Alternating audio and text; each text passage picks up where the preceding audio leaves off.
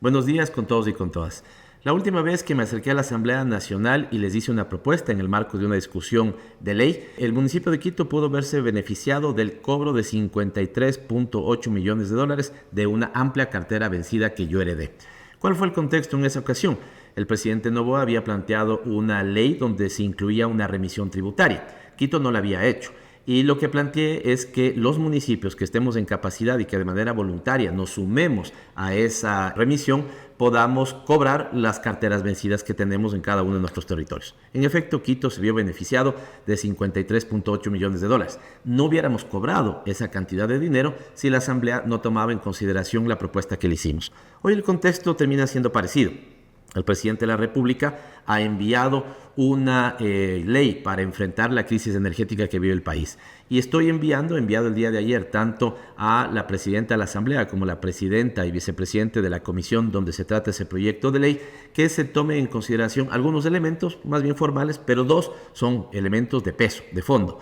El uno tiene que ver que se estimule, se fomente, se nos permita de manera más amplia y de manera más decidida a los municipios que ya hacemos generación eléctrica que podamos incrementar esa oferta de generación eléctrica. El caso de Quito, por ejemplo, genera 40 megavatios. Mal haría la ley solamente estimular que sea el sector privado el que pueda hacer autogeneración o incluso venta de energía al sistema interconectado, sino que también los municipios lo podamos hacer. Nosotros, por ejemplo, estamos planteando que con los 40 megavatios que generamos se cubra mínimamente, que de hecho en la cantidad de generación se lo puede hacer para la cantidad de demanda que tenemos de 3 servicios esenciales. Número 1, agua potable.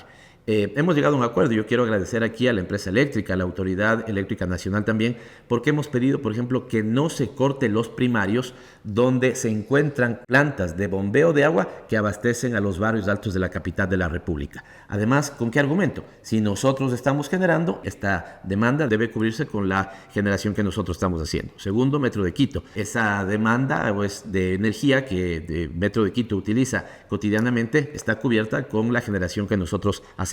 Y lo mismo para Trolebús, que al menos en el primer trimestre del próximo año será nuevamente 100% eléctrico. Así que este es un tema importante. Permítasenos a los gobiernos autónomos que utilicemos nuestros propios recursos. La basura, por ejemplo, es un recurso. El recurso hídrico de nuestros territorios es otro recurso con el que podemos hacer proyectos de generación. El segundo se refiere a la prohibición que debería haber para que en la constitución de fideicomisos en el sector eléctrico utilice recursos de terceros. Si así lo fuera a permitir la Asamblea Nacional, si lo fuera a permitir, debería quedar absolutamente claro de que no pueden ser parte de los fideicomisos los recursos que les pertenecen a los quiteños y quiteñas y de hecho a todos los ciudadanos que viven en las ciudades porque esos recursos les pertenecen a sus cantones. Me refiero a dos. La tasa de recolección de basura es una de ellas.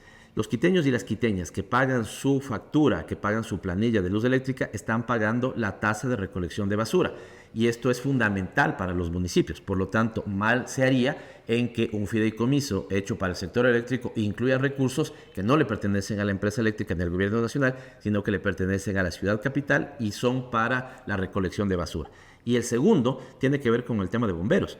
Si los bomberos de Quito han estado bien equipados y, por ejemplo, hicieron una gran labor ahora en los últimos incendios que tuvimos, tiene que ver porque tienen los recursos también para hacerlo.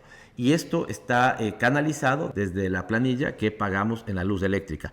Por lo tanto, para la constitución de fideicomiso en el sector eléctrico, debería quedar absolutamente prohibida que se incluyan en ese fideicomiso los recursos que les pertenecen a las ciudades del país, en este caso a la capital de la República, por el concepto de tasa de recolección de basura y el apoyo a la logística y al fortalecimiento institucional que tienen que tener el cuerpo de bomberos de cada cantón, en este caso de Quito.